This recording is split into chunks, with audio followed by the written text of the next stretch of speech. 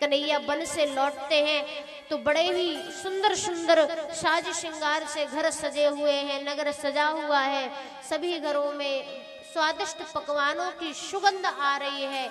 इन सुगंध का आनंद लेते हुए कन्हैया जी जो है नंद बाबा के पास पहुंचे। नंद बाबा से कहा कि बाबा एक बात बताओ, आज कौन सा त्योहार है, आज कौन सा ऐसा अमृत की घड़ी है जो आज हर घर सजा हुआ है, हर घर में जो है आज कढ़नियां चढ़ी हुई है, हर घर में नाना प्रकार के पकवान बन रहे हैं। आज ऐसा बाबा कौन सा त्योहार है? तो उस समय जो है नंद बाबा से पूछते हैं कन्हैया। कन्हैया का उत्तर देते हुए नंद बाबा कहते हैं कि लाला, आज जो है राजा इंद्र की पूजा है, आज हम इंद्र की पूजा करते हैं। बोले इंद्र की पूजा क्यों करते हैं बाबा? तो बाबा कहते हैं कि इंद्र की पूजा इसलिए करते हैं कि इंद्र जो है मेघों का राजा है, और जब इंद्र प्रसन्न होंगे, जब राजा प्रसन्न होगा तो वो अपने सेवकों को अर्थात मेघों को आदेश देगा। आदेश देगा तो जल वृष्टि होगी, जल वृष्टि होगी तो अच्छी फसल आएगी, अच्छी फसल आएगी तो अच्छी फसल से हमें धन प्राप्त होगा, धन प्राप्त होगा तो साल भर का जो खर्चा रहता है वो आराम से चल जाएगा। बोले बाबा बात तो ठीक है, लेकिन तुम जानते नहीं हो ये इंद्र जो है एक कर्मचारी है। कौन है? कर्मचारी। भगवान ने इसको कर्म दिया है, एक काम दिया है, इस काम को करना, इस कर्म को करना इसका दायित्व है। ये उसका काम है कि ये मेघों को आदेश दे। ये कोई भगवान थोड़ी है कि तुम इसकी पूजा कर रहे हो। अरे बाबा ये कोई भगवान नहीं है, एक ये कर्मचारी है। ये तो भगवान ने इसको बैठाया हुआ है कि तुम्हारा फलाने से फलाना काम है और तुम्हें इस काम को करना है, मतलब करना है। ये इसकी ड्यूटी है, इसका कर्तव्य है, ये करेगा, इसका पालन करना इसका कर्तव्य है। अरे ये भगवान थोड़ी है जो तुम इसकी पूजा करते हो बाबा।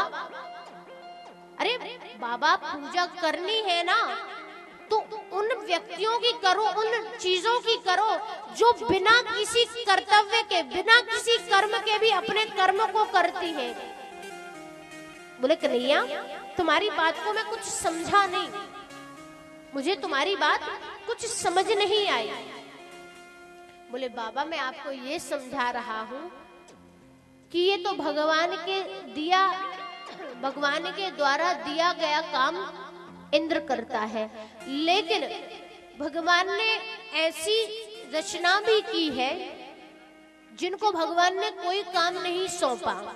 बोले जैसे ये पर्वत, ये गिरिवर, इनको तो भगवान ने कोई काम नहीं सौंपा, लेकिन बिना किसी कर्म के ये निस्वार्थ कर्म करते हैं। अर्थात जब कोई आंधी आती है, कोई बाढ़ आती है, तो ये बड़े बड़े पर्वत जो हैं, गिरिवर जो हैं, ये हमारी रक्षा करने के लिए निस्वार्थ रहते हैं ना, बिना किसी भावना के, बिना किसी कर्तव्य के, फिर भी ये काम करते हैं ना। अरे तो बाबा ये पूजा करनी है तो इंद्र की पूजा क्यों करते हो? इंद्र से क्या प्राप्त होता है? अरे पूजा बाबा करनी है तो जाके पर्वतों की करो, गिरिवर की करो, जो हमें छाया प्रदान करते हैं, जो हमारी संकट की घड़ी में हमारी रक्षा करते हैं। अरे बड़े बड़े पर्वत होते हैं तो जल बहकर आता है, तो हरे भरे वृक्ष होते हैं, उनसे फल मिलता है, छाया मिलती है, न जाने कितने प्रकार की औषधि प्रदान होती है। वो नदियों में जाकर जल जब मिल जाता है तो नदियां भी भर जाती हैं, उनसे भी हमें जल ग्रहण होता है, पीने के लिए योग्य पानी मिलता है। अरे गिरिवर की कितनी शक्तियों का बखान करे, गिरिवर की, पर्वतों की कितनी महिमा का बखान करे। अरे बाबा पूजा करनी है तो गोवर्धन की करो, पूजा करनी है तो पर्वतों की करो, इस इंद्र में क्या रखा है? अब इतना समझाते समझाते बाबा की मति ऐसी हुई, ऐसी माया छाई कि आज पूरे नगर को इस बात को समझाते हुए नंद बाबा जो है आज इंद्र की पूजा ना करते हुए आज जो है गिरवर की पूजा करने के लिए, गोवर्धन की पूजा करने के लिए सभी को जो है सत भावना से, सत प्रेम से जो है मनाते हैं। नंद बाबा कहते हैं कि आज से हम इंद्र की पूजा नहीं करेंगे, क्योंकि ये तो उनका कर्तव्य है, ये तो उनका काम है, ये तो उन्हें करना ही चाहिए। आज से हम पर्वतों की, गिरवर की पूजा करेंगे, गोवर्धन की पूजा करेंगे।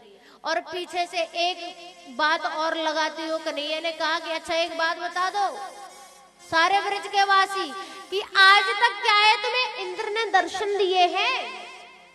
तो सबने सिर हिला दिया, बोले नहीं। बोले तो अब देख लेना, अब तुम पूजा करो, अगर तुम्हारी पूजा में थोड़ा सा भी भाव होगा ना, थोड़ा सा प्रेम होगा ना, तो तुम्हें गोवर्धन दर्शन देने के लिए अवश्य आएंगे। बोले ये बात सच है क्या? बोले हाँ सच है, पहले पूजा करके तो देखो, प्रेम से भाव से, ऐसे नहीं करती पूजा, भाव प्रेम से पूजा होती है। बोले अच्छा ठीक है। तो सभी ग्वाल वाल और समस्त जो है ब्रजमंडल जो है आज इंद्र की पूजा ना करते हुए जो है आज गोवर्धन की पूजा करने के लिए नाना प्रकार के पकवान बनाकर तैयारियां कर रहे हैं।